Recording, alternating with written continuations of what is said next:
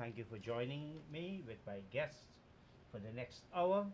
As you would have noticed from your screen, today's program is Guyana 38 years after Walter Rodney's death.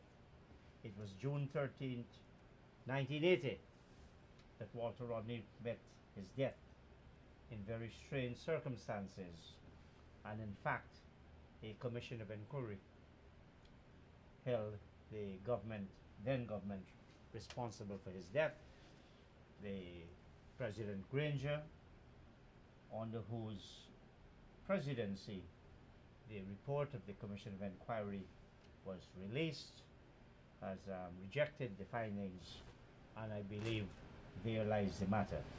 But tonight we don't want to rehash those issues. What I'm hoping to do with someone who is a disciple of Walter Rodney, actually spent years in politics with Dr. Rodney. We want to see, what does Walter Rodney mean to Guyana 38 years after his death?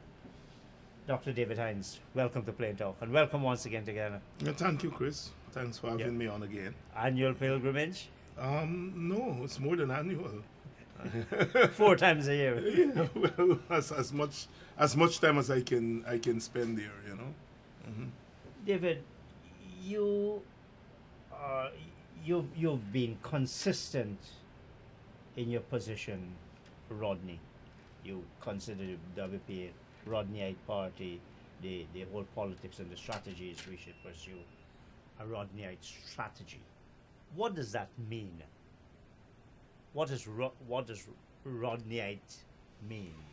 Well, Chris, I think a society like Guyana throws up a certain kind of leadership that Rodney represents.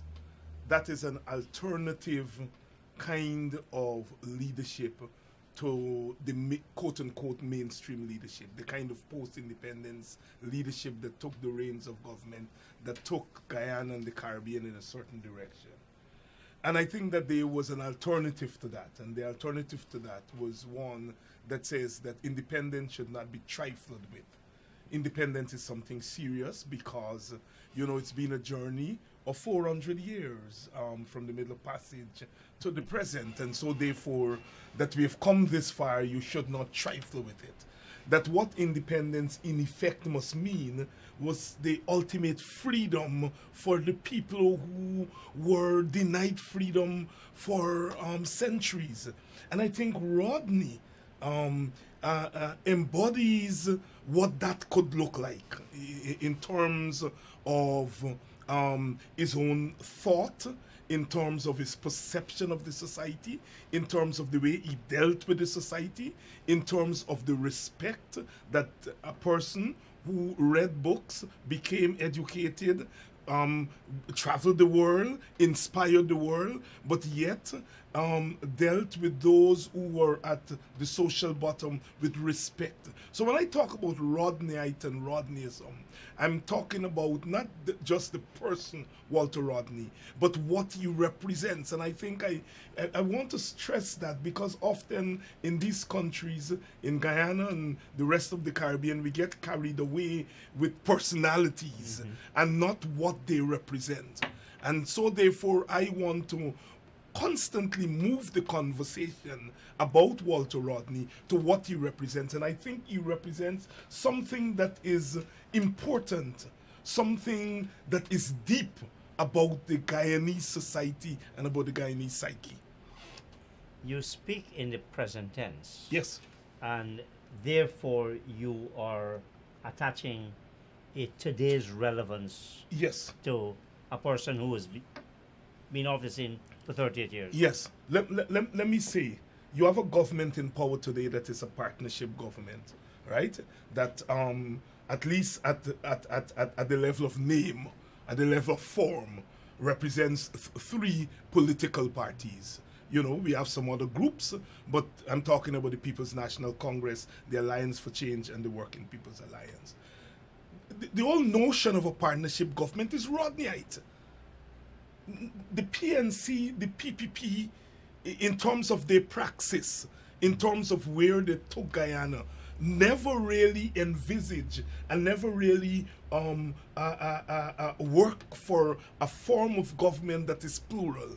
And Rodney was very, very, very clear about a plural government, a government that speaks to our ethnic diversity, that speaks to our class diversity, and that speaks to everything that is noble about us. And so when the Working People's Alliance sat down with the People's National Congress and worked out the APN, you were doing so from a Rodneyite perspective. All right? And so therefore, insofar as we have something that is beyond a one-party government, it was inspired by Rodney's ideas. Now, what it had turned out to be is another matter. But I'm saying that insofar as we took that leap in 2011 and 2015, that is directly out of the Walter Rodney's playbook. And I give that as an example of what I mean when I speak about Rodney and why Rodney is so important 38 years later. There's no other leader, and I'm saying this emphatically here tonight. There is no other political leader in modern times in Guyana that calls this country constantly, calls it daily to look at itself and to ask serious questions about itself. The issue of Rodney and his position in the 70s, late 70s and 80s, the whole international, regional, the Grenada scene and the national environment and political architecture, quite different then to now. Yes. And the question people ask, well, who is Walter Rodney? If this man was as good as you're making him out to be, why is it that in a government in which his idea and his party play a not insignificant role, at least early o'clock, why is he not seen as important and as current because there's a way in which that is a reflection of our country, and in particular the politics of our country. You know, I just came from Cuba, my first visit. Give thanks, you know, and I from Guyana, and they're saying Walter Rodney. You know, I went to South Africa. You go to Jamaica. I go to conferences all over the world, and you say Guyana, and people reach for Walter Rodney. That is not accidental. So I want to say that Rodney's standing in the rest of the world is very firm. Here in Guyana, Rodney has become part of the political political bad-mindedness in this country. So there are political parties, all right, who for political reasons would want to deny Walter Rodney his place. You see, Walter Rodney was more than party politics. Walter Rodney was a scholar.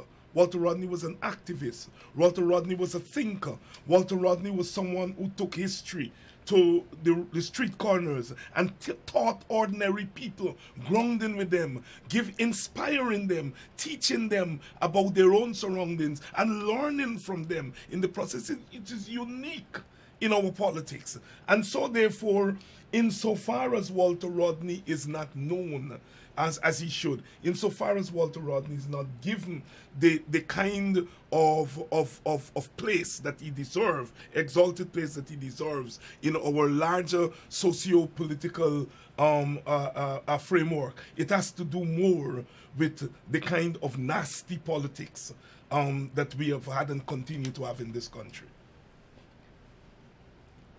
I want to put this question to you. Yeah. Are you bitter? No. You're not. And that's one thing I learned from Walter Rodney. I'm not bitter. Disappointment at times. angry about what people have done to this country whenever we have given them the opportunity. Sometimes very sad about, what has happened in the last 3 years. Makes me sad. Once again, our country was given a chance. One just had to look in the faces of those people who lined up, who were in the rain, waving and shouting for David Grange in 2015. I was there, and I looked and saw them, and I said, what energy. And I asked myself, what are these people going to do with this energy? This is what a society like Guyana needs. It's not every day you get people excited and wanting to do something for the country. Yes, it's half of the population, but that's the nature of a society. Sometimes we have to move with half of the population and show the way. And these people have taken that energy and turned it into nothing. These people, the government of Guyana. This government of Guyana has squandered the opportunity to turn this country around. You see, you don't turn a country around by building roads. Those things are important. You bring water to people. I'm not saying those things are not important. Those things are important. But a country like this that has bled for 400 years, you turn it around by inspiring people to believe that they belong here, that they own this place, and that their lives could be transformed here. It's almost reaching for people's deep emotions, going deep, David Rodney talks about our Caribbean belly, going deep within that Guyanese belly. That's what we ought to be doing, and that's what we have not done, except for a brief period immediately after independence in the early 60s. But this government had the opportunity to do that, and they have squandered that opportunity. It's not going to come back for a long time, and that's the fear that I have. You say this government, but this government includes Walter Rodney's party. In name. The WPA is part of this government in name. I'm saying that here tonight. The WPA has not contributed to one single policy that this government has enacted. The WPA was not part of the conversation on oil. It was not part of the conversation on where we go politically and economically. Let me say, WPA played more than its fair share in crafting the manifesto for this government. We were good enough to write the manifesto and to play more or fair share. Once the manifesto was finished and we won power, the WPA was sidelined from exercising meaningful power in terms of crafting policy, in terms of having some kind of input in policy as a political party. That has not happened, not in one instance. There are individuals who work in the state and who contribute at the individual level. So I'm not talking about that. I'm talking about the party. This party has not been approached on not a single policy. But in that case, shouldn't the party have been proactive? Maybe bringing legislation, or at least putting out ideas there. Well, where we can bring legislations, we don't have a legislator. We have one member in the legislature who is part of the APNU, and AFC, part of the cabinet. Well, the cabinet is a management body. It's not a policy making body. A minister come to the cabinet and say, I want so much more money, I want this and want that. In a cabinet, each minister deals with his or her own area. When I talk about policy, I'm talking about people who have a comprehensive understanding. So where is policy determined? Policy is the in this current configuration. That is why you have very few policy coming out of this configuration, because there's no place where policy is formed. So what you have is a kind of eclectic, a little piece of this and a little piece of that, and not any policy. I've been on record as saying the closest thing, and this is controversial, Gawu took me on it and so on, the closest thing that this government has come to a policy is around sugar, right? They've decided that, look, the government cannot continue to bail sugar out forever. They're going to right-size sugar, and they've come out with a plan. That's the closest. You may not agree with it, but it's the closest that they've come to a policy. Other than that, there's not been a policy on anything, because there's no policy-making body in the government. the Walter Rodney, we know him operated. I come back to that environment. Yeah. The world is a much more liberal. It's a changed place. Yeah. Try as best as you can, David. Walter Rodney in 2018 coming back from Tanzania and looking at what's happening. You work with him closely. What do you think he would say? Of course, the situation is very different. It's very difficult to venture to say what he would say and what he would do. What I do know is that Walter Rodney was a concrete person. All right? In terms of that, he would come to Guyana, he would look at the situation, and he would say, how do I intervene? What is best needed and best suited for this situation? I'm saying that the Walter Rodney of the 1970s, which everybody talks about and feel that, it's stuck there. The Walter of the 1970s would look at the 1970s and look at today and say, what has changed? What was applicable in the 1970s that may be applicable today? And what is not applicable. He was a concretist. Ali Missouri said Walter Rodney knew when he was in Africa, he knew when not to be an African, and saying that he knew he was in Africa and he was dealing with a class-based society, and he tells you that. When he was in Jamaica, he was concerned with the question of race. He comes to Guyana and he's concerned with the question of ethnicity. All right? He doesn't bring the groundings of my brother from Jamaica to Guyana. He doesn't bring the conversation from Tanzania and Africa to Guyana. And that is why he's so special. All right? That here is someone who is not stuck in time, even for a short 38 years. And he was constantly refreshing his ideas. So all I can say is that Walter Rodney would look at today's society and he would refresh his ideas about what can work and what can work. One thing I know that he would be concerned about, because this was constant, was the question of ethnic relations in this country. Ethnic relations, of course, during the Rodney period, some say it is his greatest accomplishment. He was able to inspire Indians and Africans to move together.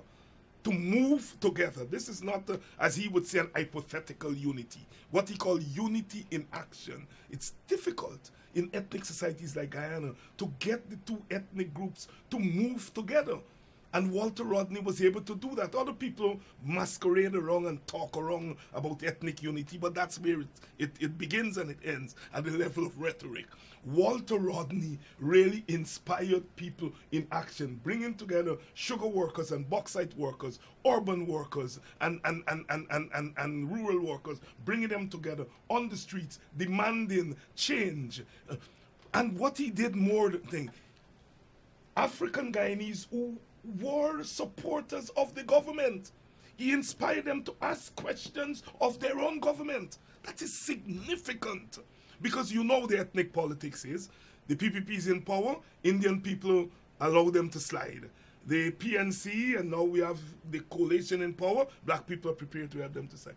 Walter Rodney was able to get African Guyanese to question their own government. He was able to get Indian Guyanese to question their own party and bringing them together in action. It has not been done in our post-colonial politics. And in very few ethnic societies, anybody has been able to do that. So Rodney would come today and he would look at the ethnic situation and be very concerned, because we have gone backwards.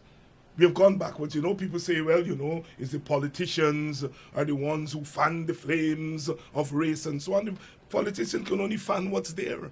There's a way in which the ethnic masses and their leaders are in unison in terms of where they see. Often that's driven by fear, by insecurity. Mm-hmm. What Walter Rodney was able to do was to break that insecurity and fear and really let out a kind of multi-ethnic energy. And I think he would be concerned about where we're going today. He'll be concerned that oil wealth is coming, and he'll be concerned about whether the wealth that is coming from that oil would stay in Guyana or it will go overseas. he was very clear about who should own the resources of a country.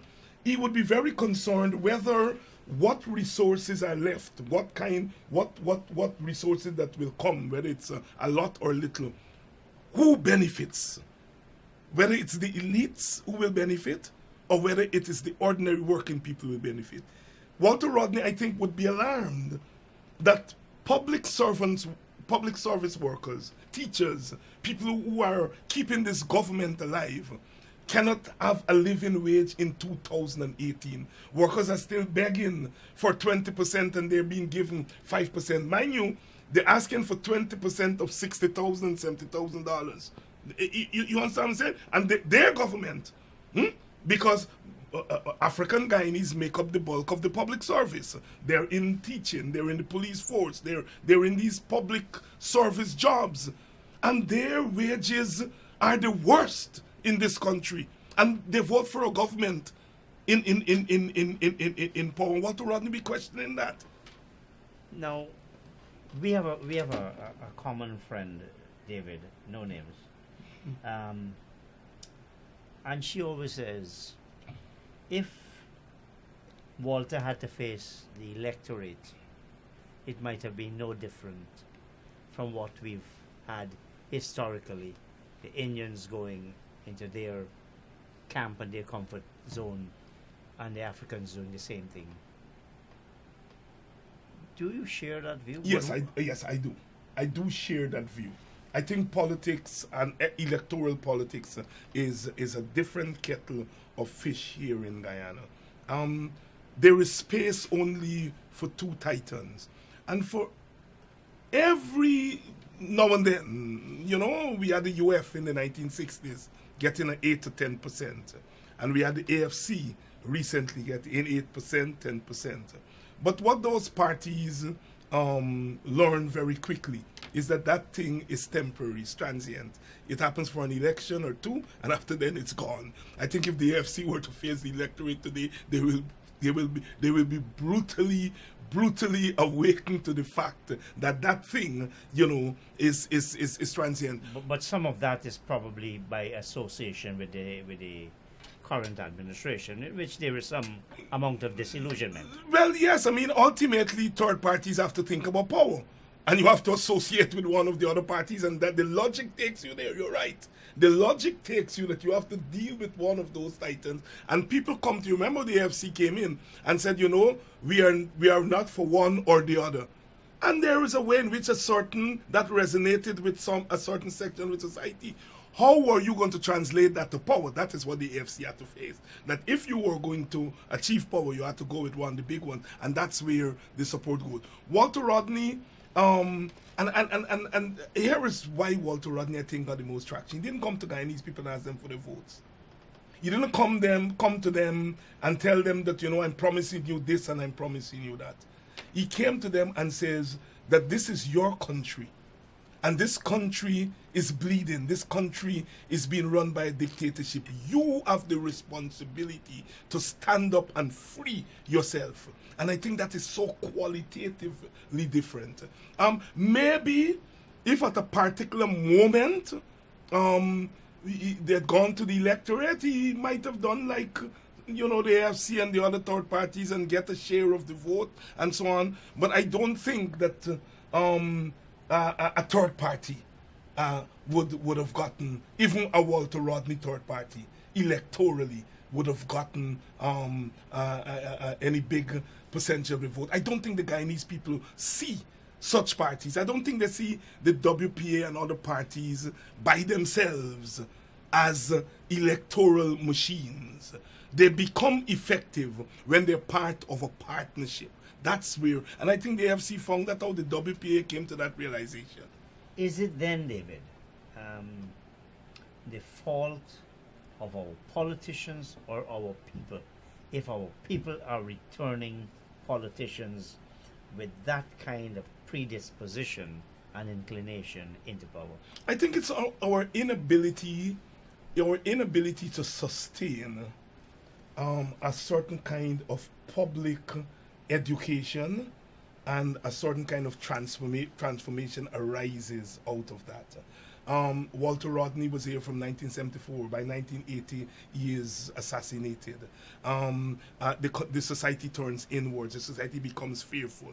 That thing is ruptured. So we've not had a sustained period of public education where the masses of people are driven by something other than ethnic insecurity and ethnic fear. In 1953, remember, we had that golden period. It didn't last long, right? There's always a rupturing, you know. The British came and they got rid of the government after 133 years. That's that, the party split. You know, Rodney came and, you know, it was there for 6 years, and then he's assassinated. The AFC came along and they excited the population in parts. They excited a section of the African Guyanese. They went, voted for them in 2006. By 2011, they gone back home. All right? And then Indians came, and I am predicting that by 2020, the Indians gone back home. I think it's the nature of the society, Chris, and the inability of those of us who are concerned more with transforming the society and making the society live, making the society a living organism. There's our inability to hold our space for a sustained period but of time. But that's a very, very small minority, isn't it? That's that group that might want to hold a space away from the behemoths. And that in itself is part of our weakness, because we are a minority, because ultimately people are thinking about power. You know, the sugar worker, the public servants will say, well, look, at the end of the day, I want increased wages, and so on. How am I going to get it? I'm not getting it through resistance. I'll get it if I vote somebody in government and they cover their promise, they'll do that, and so on. So you have to contend always with that. And that's why I'm saying that what Guyana needs now is not another party. What we need now is a movement. Right? Now, whether that movement throws its hat in the ring at election time is another matter. But we need to inspire this society to fight for its dignity and its freedom. You see, this is what I think is important. I say to African Guyanese all the time, why are you running around the place and saying that, you know, I can't criticize this government and so on, I can't ask. You can defend your vote. Yes, I voted for this government, and I am going to defend my vote, but I'm going to make demands of the government. See, that's the other thing, that's the other part. Our people are not making demands of governments. You see? And this is where Walter Rodney made the difference, because he forced our society to make demands of government, and the government responded by murdering him. Tell me, clarify this seeming contradiction. Yeah. You suggested that what we need now is not a political party. We need a movement. Yeah. But you said unless you get into a political party with power, you can't get any of your own policies. The working class can't get the wages. It's interesting that you use the word contradiction. I presented a paper at the Caribbean Studies Association conference in Cuba, and that was precisely the title of my thing, The Caribbean Contradiction. Yeah. It's a contradiction, Chris, and I think that is something that we have to work through, and that you have to be constantly working and looking for that moment in which you can bring about some kind of synthesis. And I think that's the task. And that's why I'm saying 2015 was ripe for that moment, because the people were ready to move. They were moving. They sense that the society had a chance. And this government squandered it. They could not bring about that synthesis that we're talking about, because the contradiction is always there. But how do you engage in the politics of electoralism, but at the same time use that to transform the society? And I think that's where the contradiction is. You know, at the end of the day, you know, power is handed to people who will tell you very straight to your face, I'm not interested in transforming society. You know, I'm a minister, and I will do my minister work. I'm not interested in transformation, and so I'm not knocking the people in government because they never came and said I want to transform the society. They will say, David, I never promised to transform anything. Except that manifesto was Ah, transformational. but you see, the manifesto was heavily influenced by the WPA. I'm not tearing tales out of school. So the WPA brought its transformational praxis into writing a manifesto, but the WPA is not governing. And that's the contradiction again. The WPA is not governing. And I'm saying that over and over again, not to make the government look bad, or I suppose I will anger them in the government as I seem to always do, but I am telling the truth. They have not worked out. How is it that as a big party, I am going to be part of a partnership and exercise my hegemony, but limit it where other parties that are not big electorally, but are big in terms of vision, are big in terms of how they see down the road, how are we going to work them into the thing? It calls to imagination. That is why I love Walter Rodney. Because that's what he inspired us to do, to think through our problems. And our politicians do not think through problems. You've referred to 2015 a couple of occasions. Yes. And what it promised. Yes. And what it turned out to be. Do you see a parallel between 2015 and 1992? Yes. Oh, yes. And that is why, as much as I am disappointed at this government, as much as I think that they need to do 50 times better than they're doing, I'm not prepared to have the PPP go back to power by themselves. Because I think that they screwed this country royally from 1992. After 28 years of a dictatorship, you come into power. And what you did was to take that dictatorial architecture and take it to another level. And I think that was so that was so heartbreaking. And so there are parallels between 1992 and 2015. Many of us didn't go on the PPP bandwagon, but we said give them a chance. Even African Guyanese said, man, give them a chance. Yeah, you see, was very prominent. You see, Guyana, you give them a chance. I mean, the other side messed up for 28 years. Give them a chance. And so I'm saying, give these a chance. But this is not the time when I'm going to wait for 28 years or 5 years to see whether you're going to do good or do bad. I'm already seeing signs that you are up to no good. And so therefore, my job is to say, but you have to come better. You have to come better. I ain't trying to derail you. All I'm trying to say that I walked down 28 years already. I walked down 23 years. This country has been through too much.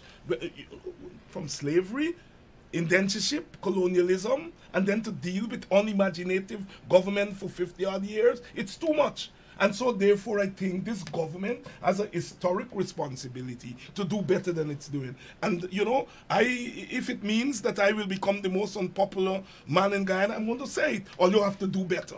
All you have to do better. And my fear is that that kind of stubbornness that politicians engage in. So if a man said, tell you to do better, knock you out from your paper because you have the power.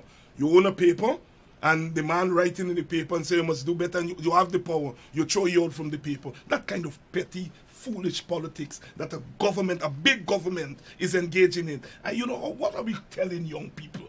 What are we telling young people? That is the kind of thing that I think this government really ought to stop doing, and to get down to the serious business of bringing all the forces together so that we can work this thing through and deliver for our country. Do you see that happening? Are there sufficient signs? The working of the APNU, the working of the coalition government, the leadership. No, I don't see any signs. But I'm saying if you want to go back in power in 2020, it says to me that you've got to change course. And that's maybe in 2020 you will end up not changing course. But I have to give you the benefit of the doubt. in 2018. And I'm saying from where I am sitting, from where I'm standing now, I think this government has no other option but to make right by the Guyanese people and deliver something big and transformation, at least one thing, in the next 2 years. If we don't do that, I am afraid that it will be difficult to go to people and to say to them, come run with me again. Come and rally with me again. What are you going to tell them rally with you? Because my skin look like your skin, my skin color look like your skin color. That has some currency. But at the end of the day, fool me once, fool me twice. If you fool me a third time, something wrong with you. You know, you can't do that over and over again. We go back to this issue of power. Yeah. How the AFC sees power. Yeah. CEASE. Yes. Mm-hmm. And how Walter Rodney saw power. Yeah. Was there a coincidence or divergence? Divergence. Oh gosh. The AFC is a product of its time. The AFC sees power as an end in itself. You know, that you have power and you use it, right? I think this government, like most governments in the Caribbean, they are more in love with the trappings of power than they're in love with policies and the management of power to transform the country. I think they're two things, they're two different things. You're there in power and you have all the niceties that come with it. And human beings, they're human beings, you know, and they didn't have political upbringing. You know, there's a lot of we have a government, you know, not their fault, but they didn't have political upbringing, meaning that they did not learn politics in the trenches. They weren't activists. They weren't there in the ground doing serious work among people. And so therefore, their notion of politics is one of power for its own good. But that was not Walter Rodney.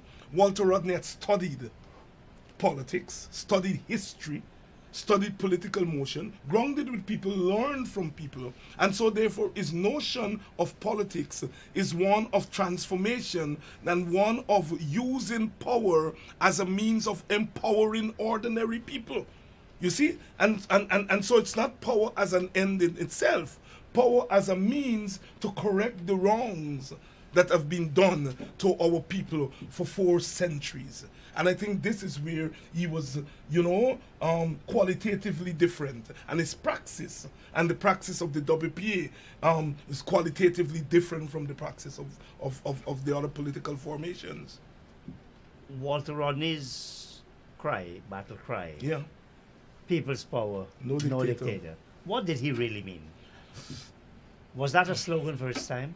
Yes, it was a slogan for his time. It was a slogan before his time, and it's a slogan after his time. The question of dictatorship is a real question in Guyana. You know, slavery was a dictatorship, the worst form of dictatorship. Colonialism continued that dictatorship. And our post-colonial leaders have not been able to deal with that question of the dictatorial architecture and the dictatorial mindset. Now, when we came to independence, we brought some things to independence. You couldn't be enslaved and colonized and not have freedom as part of your instinct. It had to be. You're fighting to end those things, and so freedom. The rebellion for freedom. For freedom. You could not come out there and not have a democratic instinct because you're trying to overthrow an undemocratic order. So we brought free yourself, to liberate yourself. We brought freedom, and we brought the freedom instinct. We brought the democratic instinct. But you're also on that plantation for 400 years, and you're also picking up some bad habits from that plantation. All right.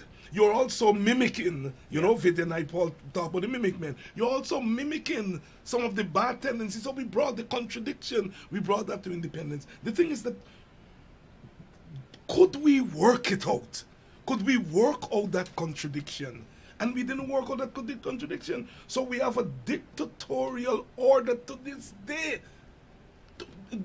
When leaders can wake up one morning and say, I don't like what you're writing in this paper, and I will stop you from writing the paper. It's we're reaching for something that is just there, right? The dictatorial order. If we have transformed this society and move the society towards a truly democratic society. Leaders would not have been able to do that with the ease with which they're doing. So I'm using that as an example to say that it is not because they're not shooting down people in the streets that the previous regimes did, or they're not knocking off old set of people and so on and so on, that the instinct to do it is not there. If they're backed up in a corner, they will move for that. And of course, you've got the guys who come, but I don't want to go there. Yeah, right. Because I went out, David, and I must say this. Last week, I went out to a community, and boy, I saw poverty and depression and hopelessness, and persons not paid their termination pay, even though all the facts seem to suggest there was constructive dismissal to tell somebody to go and work well outside of their area. To me, seems to be constructive dismissal, and no government, in my view, and this is I'm diverting a little bit, but no government, in my view, should just stand aside and sit upon some legal interpretation and say, let the court does make these decisions about people's livelihood and their poverty and their hopelessness and the cruelty, and the children can't go to school. And this is what I mean by politics and policy. All right, you make a decision that this is where you want to go with sugar, but you don't understand the political sensitivities, the ethnic sensitivities, the class sensitivities. These politicians, humanity. That's right, and that's where I'm going. These politicians have no sense of you. No, you're right. They don't think about politics in human terms.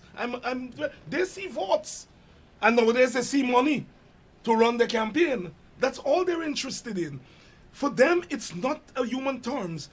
They don't have to look in the eyes of, as you said, you go into a community and look in the eyes of poor people. It is painful. And see the tears of those people. They don't.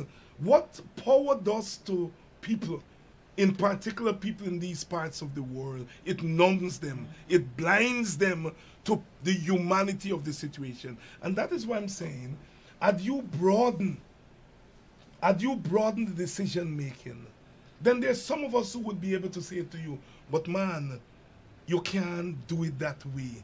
You can't knock a man off without compensating him. It is bad politics and it is bad human relations. But because you sit there, the 15 or 20 of you, and you're all talking to one another, and you all are less concerned about humanity, you don't get the breadth of input, and that is what this government is suffering from. It does not have the breadth of input to prevent it from making the silly mistakes, and some of it are indeed mistakes and silly ones, you know, and so they roll on believing that they are gods. And this is what happens, you know. These government in these parts, they believe they're gods. After time, they come to believe because they have this enormous power over people. And they begin to act like gods. Now, you live in America. You've seen how easily a company can be transformed, even with strong institutions, into what America is heading for. It's a form of dictatorship. Yes. Everybody, if you don't support Trump, you're in trouble. Yes. Do you think our politicians, and of all shades, and from all sides, have been sensitive to the serious risk of turning their back on democracy, as Walter Rodney, or as even the liberal Democrats might consider? No, because I think that they know that they're not going to be sanctioned by their own people. I think that gives them that sense, that false sense of security. They know that the people are not going to punish them, or so they think. And 9 out of 10 times they're correct. That is why they're surprised when they're punished. Look at the PPP when they eventually lose for office. They couldn't believe it because they just disrespect their own supporters. Yeah. They turn their backs on democracy because they feel that, look, those people are always going to go and vote us back in power. And so therefore, I think the present crop is no different. You see, because it's a political culture and they're not sensitive enough for that until they're punished. Look at in our sister country, Barbados. They give one party 75% of the vote, unprecedented, all the seats. Not just all the seats, but 75% of the vote. Never mind that as soon as she took power the next week, she gone to the IMF. Right? But people are punishing these politicians. And I'm saying to these people who are in government now, right? And I say my party is in the government in name, so in some sense we are there. I'm saying to us, beware, beware. The punishment could come sooner than you think. Look at the number of governments in the Caribbean that have been given one term. We had a partnership government in Trinidad, one term. St. Lucia, one term. Grenada, one term. Jamaica, one term. Barbados, they squeezed by the last time, this time they're gone. People are punishing their own parties. The Democratic Labour Party lost that election, not just because the BLP supporters came out. Their own supporters did not go out and vote. The turnout was 69%, one of the lowest. Which means the BLP supporters went out to vote and their own supporters are warning this coalition government, when you see Interbeniba, Mekwashiba, take notice. You know, your own people could punish you. David, there are some people who would say you should be complaining less because one of the causes you have championed, black empowerment. Yes. There have been lots of employment practices that seem to favor. Now, we don't have hard evidence, but the anecdotal evidence is that blacks, African Guyanese are favored in the employment policies of this government. So why would you be complaining? But I don't see that. Yes, at the elite level, you know, most of the appointments are African Guyanese. That is there for the naked eye to see. Unemployment is as high as it was in 2015 in the black community, especially among the black youth. And this is not somebody telling me the statistics. I go in them village, and they come up to me. They say, in 2015 I wasn't working, and I still ain't working. I hear that every day. But is it not also true that the numbers, the employment numbers in the state and state agencies have in fact increased? And as you said earlier in this program, it has favored mainly because, and for historical reasons, the African Guyanese have favored certain types of businesses, certain types of employment practices. Yes, right. Indians have done the same thing. So the numbers would contradict what you're saying. But Chris, I mean, if you give it may not be a significant. If you give me some clientelistic thing, you give me a little Olani, a little Olandi, and so on. That's not empowerment. I am for black empowerment. I'm not for black clientelism. Okay. You know what I mean? You give a little token. I'm sure that is happening. You know. Who was it? Ralph Ramkaran, I think, had a brilliant piece in this weekend. Last Sunday, I think, and I recommend people to read it. You know, one of the things is that since black people see a Ralph Ramkaran, they don't want to read it, what Ralph's saying and so on. But I think he laid out the problem there. There are a lot of historical and ethnic sensitivities and, you know, ethnic preferences and what kind of job people think and so on. So I recommend it as very good reading. I don't doubt that there is tokenism that is going on in terms of African Guyanese. I'm saying that has not amounted to black empowerment. Now, let me give you an example. How do you distinguish between empowerment and employment? Huh? How do you distinguish between empowerment and employment? If I can, isn't employment a gateway to empowerment? Well, I mean, underemployment is not necessarily not necessarily moving you towards any kind of empowerment, right? I mean, if you have a job, right, in which you are still in debt at the end of the week or the end of the month when you draw your thing, I don't see how that amounts to empowerment. Except that you're less indebted. Well, yes, but at the end of the day, I mean, at the end of the day, you are not, your living standard is not being, being lifted. I would like to see a policy that has to do with affirmative action for poor people in this country, right? Which means that when you sit regardless of ethnicity, no doubt African Guyanese and Amerindians and so on, the numbers may be higher, slightly higher than Indian Guyanese. But I would like to see affirmative action. But when you sit down and you do your budget, that is not just about your numbers crunching, is that you're saying, I want to dedicate a portion of this budget towards lifting the living standards of poor people. And I think that if you do that over 3 or 4 or 5 budget, you will make a difference. But it has to be part of a larger policy. It can't be just giving a little thingy, a little bonus, and so on. But it also has to emanate from a particular mindset, a particular kind of philosophy. Of course. Of course. And the philosophy has to be grounded in your respect for the dignity of ordinary people. Which brings us right back to Walter Rodney. That's right. It's right. Walter Rodney said to African Guyanese at the corner of Durban and Loizero in 1977 when they were trying to railroad Arnold Rampersad. Yeah. And one of the few times he spoke as a black person, a black nationalist, he said, whatever else happened to black people, we came out of slavery with dignity. And to want to murder, to help the state to murder an Indian man because he's murdered is an assault on our dignity as African people. And I think that we have to go back there. And I say that to black people all the time. That you know, I for black dignity. I'm not for black indignity. So I have no loyalty to a black government. Insofar as that government is engaged in undignified behavior, I'm not going for that. I am for black dignity. And I think Walter Rodney made that differentiation.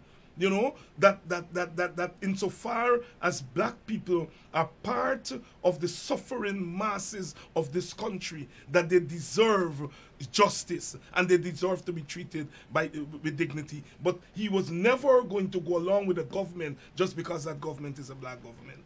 That was not his notion of what black nationalism and black empowerment was. That brings us back to his party. Yeah. What is his party doing to promote Rodneyite very little, philosophy? Very little. I am saying this. But you're part of the executive. Yes, I am not. Because I'm part of the executive, I'm going to say they're doing plenty when they're doing little. We are doing very little as a party. Part of it is objective in terms of resources. But now it's supposed to be doing better as part of the government. But I said it's part of the government in name, Chris. This part, some of the leaders who were unemployed and now do have some employment. Yes, but that's their personal thing. You're talking about the party, right? Mm-hmm. The party, the WPA was part of that left of the 1970s and the 1980s that has withered away in the Caribbean. The WPA is the only left party that has remained with some form and so forth, and that we have lasted this long, you know, should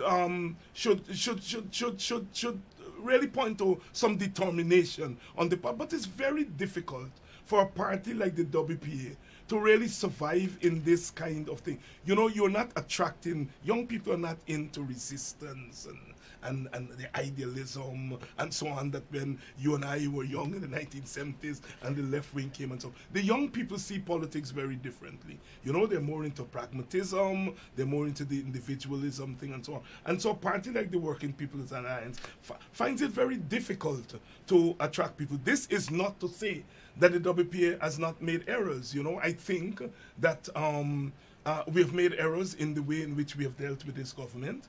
I strongly believe that the WPA's role in government is not to protect this government. The WPA role in this government is to inspire the government to do better, you know? And I think we have erred a little in terms of protecting the government rather than trying to inspire the government to do You're better. erred by attempting to protect. Yes, yes, yes. I think we've erred in that direction. And What should the WP have done in relation to this government? I've- Given the collective responsibility. give my own personal preference was that WPA should have been the party that is inspiring the government to go in a progressive direction. That is the history from which we come, right? And so therefore you're in government, but you know that your influence in the government is limited. You know that they believe that you're a small party. And so what do? What is your strength? Your strength is really your progressive politics. That's the history you come from. And so you take the progressive politics and you plant it in the government. You know, Bob Marley said, I want to disturb my neighbor. And I think the WPA really should be disturbing this government in a positive way. That is, pushing the government in directions. And I think we delayed in terms of doing that. And by the time we decided it was time to do that, the gates were locked. Padlock, big ass and staple on it. Is it irretrievable? Well, that will be determined by those who hold the power. Those who hold the power can tomorrow decide, look, we are going to make right with this thing. We came in as a coalition, and here is one member party that is saying, you know, we are not living up to our promise. We fool people. You know, we tell them we have 6 parties, and 5 of the 6 parties got nothing to do with making decision. You're fooling people, you see? And whether that can be changed will have to do with the top leadership in the government. Do you see the WPA itself bringing about that change? No, I think... By a different type of strategy? I think we have exhausted. Look, the WPA is at the point now where it has 2 choices before it. You either stay in the government and go along with the nonsense that's happening, or you get out of the government. I think we've reached that point. Whether the party, whichever decision the party decide to take, that is a matter for the party members. But, you know, I think that is, we have reached that point now. David, the operator, is signaling that we must stop. Yes. It's been a great conversation. Thank you very much. Always good to see you, David. Always, and always good to talk about Walter Rodney. Operators and viewers, thank you. Good night. See you next week.